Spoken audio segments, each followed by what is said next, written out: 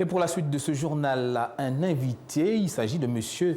Alain Monandé, qui est inspecteur des services au ministère du Travail et de la lutte contre le chômage, qui a un communiqué à nous faire passer. Monsieur, bonsoir et merci d'être sur le plateau de Gabon 24. Merci, monsieur. Et je voudrais, avant de commencer, remercier d'abord Gabon 24. C'est un plaisir. De l'opportunité qui nous est donnée de pouvoir passer une communication à l'endroit des opérateurs économiques. D'accord, on vous écoute. Il s'agit précisément d'un communiqué de presse. On vous écoute. OK. Communiqué de presse. Depuis quelques jours, des personnes se faisant passer pour les inspecteurs du travail, de la Direction générale du travail, se présentent dans les locaux des entreprises installées sur le territoire national, munis des ordres d'émission falsifiés pour y effectuer des visites de contrôle en exigeant le paiement des sommes d'argent.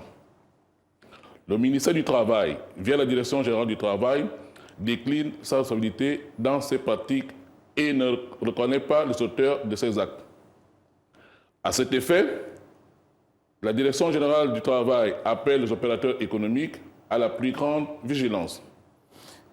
La Direction générale du travail a saisi les autorités judiciaires compétentes pour faire cesser ces pratiques.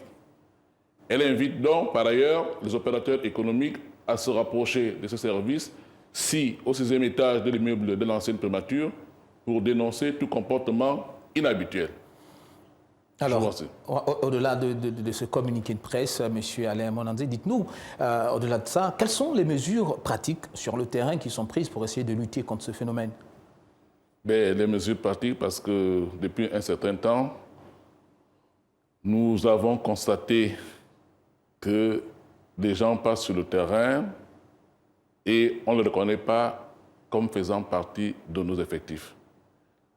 Et il a fallu donc que certaines informations nous sont remontées et certaines preuves. Raison pour laquelle je disais tantôt que nous avons engagé une action judiciaire et je réserve donc le loisir aux services compétents, services judiciaires je vais dire, de pouvoir faire leur travail. Parce que ce sera trop tôt, n'est-ce pas, pour dire déjà de ce qu'on va faire. Parce que nous avons des preuves et nous avons des prises de vue via les caméras, n'est-ce pas, dans les entreprises dans lesquelles ces personnes sont passées pour faire des contrôles alors qu'ils ne sont pas habilités à le faire. Ce sont des gens, n'est-ce pas, qui font dans l'exploitation des titres, ce ne sont pas des inspecteurs du travail du tout. Alors dites-nous, parce qu'on a vu qu'il y a un ordre de mission qui est quand même signé du ministère du Travail. Est-ce que sur cet ordre de mission, il y a quand même un indice qui prouve qu'il est faux? Oui, il est faux parce que vous avez ici deux ordres de mission. Non seulement lorsqu'on regarde le timbre, ça n'a rien à voir avec le format que nous avons, le ministère propose. Et en l'espace de 2 jours, parce que ce sont des ordres de mission, n'est-ce pas, du mois d'octobre, vous voyez, au cours d'un même jour, d'une même journée, nous avons un ordre de mission avec comme signataire, dont je me garde de vous donner le nom ici, et dans la même journée également, nous avons un deuxième ordre de mission avec un signataire différent. Et qui a le droit de signer ces ordres de mission?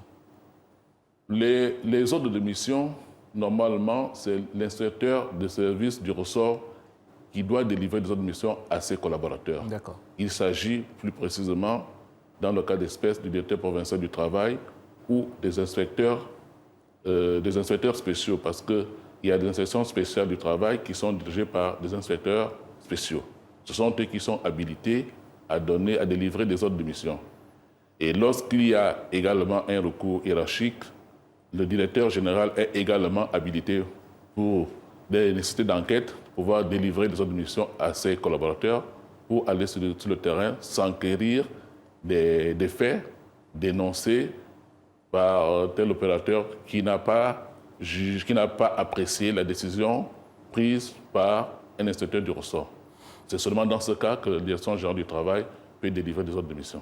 D'accord, merci. Nous espérons simplement que ce communiqué de presse va faire foi et va faire écho auprès des opérateurs économiques. Je rappelle que vous êtes M.